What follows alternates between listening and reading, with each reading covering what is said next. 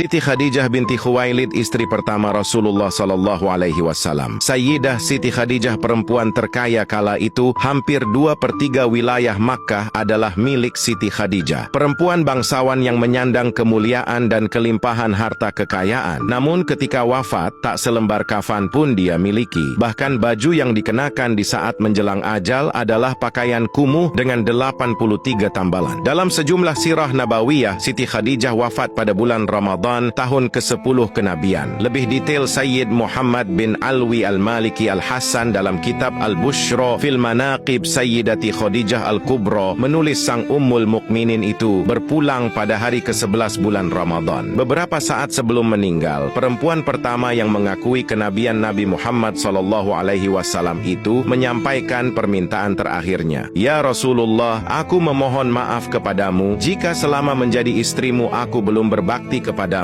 Kata Khadijah, seperti dikutip kitab Al-Bushra fil Manaqib Sayyidati Khadijah Al-Kubra halaman 16. Mendengar perkataan sang istri, Rasulullah menjawab, jauh dari itu ya Khadijah. Engkau telah mendukung dakwah Islam sepenuhnya. Jawab Rasulullah. Dengan nada lirih, Khadijah berkata kepada Rasulullah sallallahu alaihi wasallam bahwa dirinya sudah tak punya apa-apa lagi untuk mendukung perjuangan Islam. Seluruh hartanya telah habis. Sementara perjuangan Rasulullah sallallahu alaihi wasallam dalam menyebarkan Islam belumlah selesai. Wahai Rasulullah, seandainya nanti aku mati sedangkan perjuanganmu ini belum selesai, sekiranya engkau hendak menyeberangi sebuah lautan, sekiranya engkau hendak menyeberangi sungai, namun engkau tidak memperoleh rakit atau jembatan, maka galilah lubang kuburku, ambillah tulang belulangku, jadikanlah sebagai jembatan untuk kau menyeberangi sungai itu, supaya engkau bisa melanjutkan dakwahmu, kata Khadijah. Menjelang ajalnya pun, Khadijah tidak berani meminta sesuatu kepada Rasulullah. Dipanggillah Fatimah, putri satu-satunya. Ya Fatimah putriku, aku yakin ajalku segera tiba. Bisik Khadijah kepada Fatimah sesaat jelang ajal. Yang kutakutkan adalah siksa kubur. Tolong mintakan kepada ayahmu agar beliau memberikan sorbannya yang biasa digunakan untuk menerima wahyu, agar dijadikan kain kafanku. Aku malu dan takut memintanya sendiri, kata Khadijah dengan suara lirih kepada putri semata wayangnya itu. Mendengar hal itu, Rasulullah berkata, wahai Khadijah, Allah menitipkan salam kepadamu dan telah dipersiapkan tempatmu di surga, kata Rasulullah sallallahu alaihi wasallam, dan disambut senyum Khadijah. Tak lama mendengar itu, Ummul Mukminin, ibu kaum mukmin pun menghembuskan nafas terakhirnya di pangkuan Rasulullah. Didekapnya sang istri itu dengan perasaan pilu yang teramat sangat. Tumpahlah air mata mulia Rasulullah dan semua orang yang ada di situ. Dalam suasana tangis dan duka menyelimuti keluarga Rasulullah sallallahu alaihi wasallam, malaikat Jibril turun dengan mengucap salam dan membawa 5 kain kafan. Kemudian Rasulullah menjawab salam Jibril dan bertanya, untuk siapa sajakah kain kafan itu ya Jibril? Tanya Rasulullah. Kafan ini untuk Khadijah, untuk engkau ya Rasulullah, untuk Fatimah, Ali dan Hasan, jawab Jibril yang tiba-tiba berhenti berkata, kemudian menangis. Rasulullah lalu bertanya, kenapa ya Jibril? Cucumu yang satu, Husain, tidak memiliki kafan. Dia akan dibantai, tergeletak tanpa kafan dan tak dimandikan, jawab Jibril. Setelah mendengar jawaban Jibril, Rasulullah berkata di dekat jasad Khadijah, wahai Khadijah istriku sayang, demi Allah, aku takkan pernah mendapatkan istri sepertimu. Pengabdianmu kepada Islam dan diriku sungguh luar biasa. Allah Maha mengetahui semua amalanmu. Semua hartamu kau hibahkan untuk Islam. Kaum muslimin pun ikut menikmatinya. Semua pakaian kaum muslimin dan pakaianku ini juga darimu. Namun mengapa permohonan terakhirmu kepadaku hanyalah selembar sorban? Rasulullah pun tampak sedih. Oh Khadijahku sayang, kau meninggalkanku sendirian dalam perjuanganku. Siapa lagi yang akan membantuku? Aku ya Rasulullah, sahut Ali bin Abi Thalib, sang menantu saat di samping Rasulullah. Di samping jasad Siti Khadijah, Rasulullah kemudian berdoa kepada Allah, ya Allah, ya ilahi Rabbi, limpahkanlah rahmatmu kepada Khadijahku yang selalu membantuku dalam menegakkan Islam, mempercayaiku pada saat orang lain menentangku, menyenangkanku pada saat orang lain menyusahkanku, menenteramkanku pada saat orang lain membuatku gelisah.